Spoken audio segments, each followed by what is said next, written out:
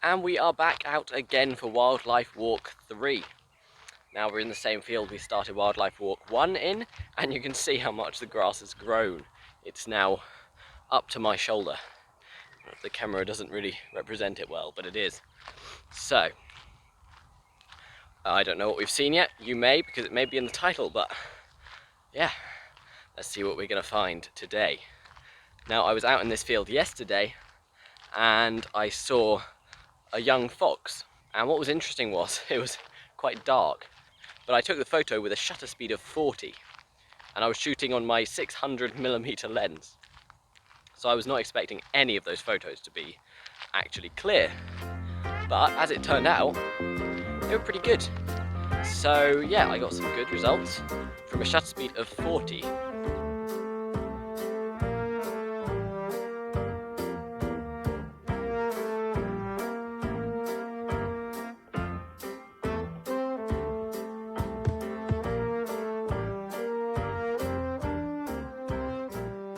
So you just saw some film of a rabbit. Now this is film that I am currently taking, but I have just shown it to you. And the reason I wanted to show it to you before I talked about it was because I am shooting it through fences. There is 2 fences in the way right now. But did you notice when you watched the film? Most likely not. Now I cannot see it on my camera screen. I don't think that you can see there's a fence, and this is because I'm using a 600mm zoom. The fence is completely blurred out, and that means that I can still get the good images even with 2 fences there. Sometimes bars and fences can give a cool effect. Like, always think creatively. Now in this case, you can't even see the bars, they disappear, and the rabbit is just getting on with its day, and it looks like there's nothing between us, but there is. So yeah, just thought I'd share that.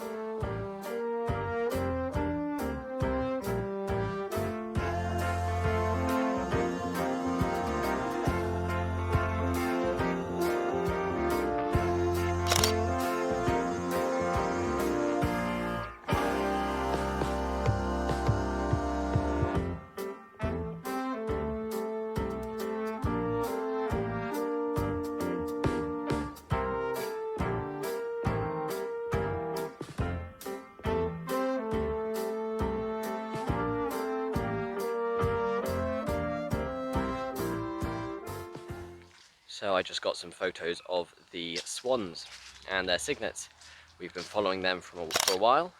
They featured in the challenge video that we did, and now they featured again in, I think it's the second wildlife walk they've featured in.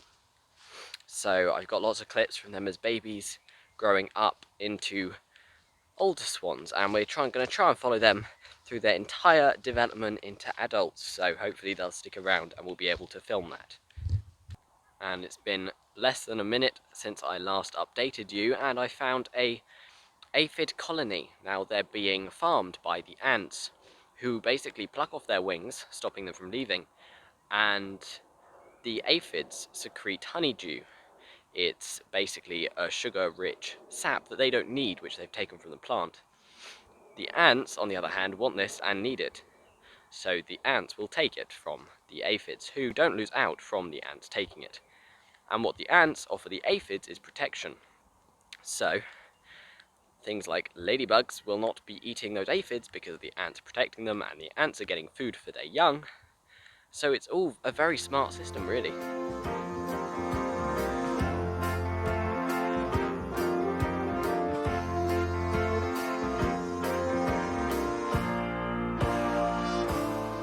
And we're on a very scenic golf course right now. It's a nice area where the animals are used to humans, but also not like almost domestic. So there was a baby rabbit which I got very close to, so got some nice photos of that. But I actually included quite a lot of background, even though I didn't have to, just because it showed how small the rabbit was as opposed to just being a normal rabbit photo. I saw some squirrels, got a photo of that, nothing special, but you know, it's still a photo, so we'll still take it.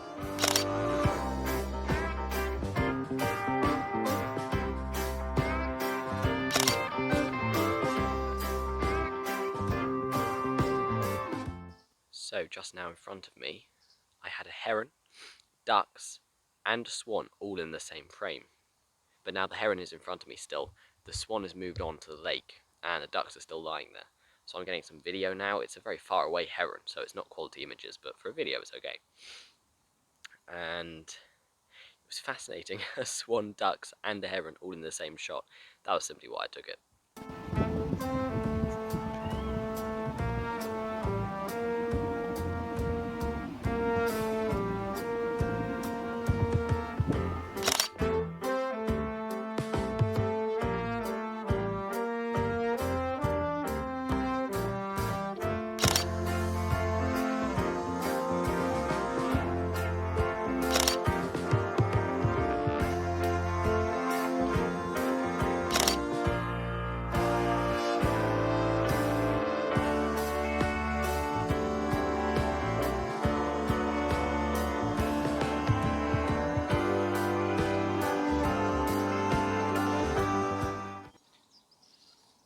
So just in front of me here, there are two baby rabbits. Now, they're all over this golf course. I've already mentioned them a few times, but they're out. Now they've gone into the bush because I've come.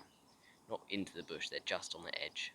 But I'm going to sit here for about 10 minutes and see if they come back out. So one's come out a little bit. Let's see if I can get some photos.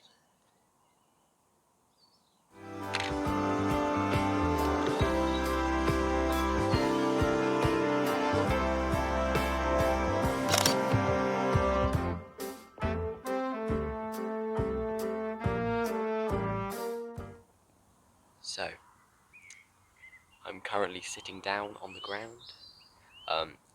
This is a great way to make animals not be scared of you. Obviously, animals are naturally scared of humans, which is a shame, but you can get them not to be. Now, obviously, in your gardens, they can become used to you and then it's okay, but out here, where they're used to people, but they're not used to people coming that close or paying attention, what I like to do is sit down. Now, don't sit down on the grass, necessarily, so I'm just sitting down on this concrete path here. It's quite warm, it's been sunny, so it's a nice path to sit on. It's quite squishy, it's not rock, but that's not the point. The point is, by sitting down, you make yourself much lower to the ground, which means they don't see you as much of a threat. When you're towering over them, looking down, not only can you, one, suddenly run at them, so they're going to be more nervous, you'll also just look big, you look intimidating. Whereas right now, when I'm down, sitting on the ground, not only can I not get up so quickly, so they're not going to need to be as scared of me, I'm also much smaller, so I'm less intimidating. As I was walking down this path, I saw a bird in a tree. It was hopping around by the trunk of the tree, and I thought, oh, it's a robin. Well, I get closer, and it's a blackcap. I really want a photo of a blackcap. I've talked about them before in my challenge video especially. I've never been able to get the photo. They move so fast. They're just hard to take a photo of. So anyway, I thought I had the photo, and I have taken photos. I can prove to you it's a blackcap, but not the quality I was hoping. So one day, I promise I will get a photo of a blackcap, a good photo. Maybe I should make a whole video about it. I don't know. Not making promises, but these blackcaps.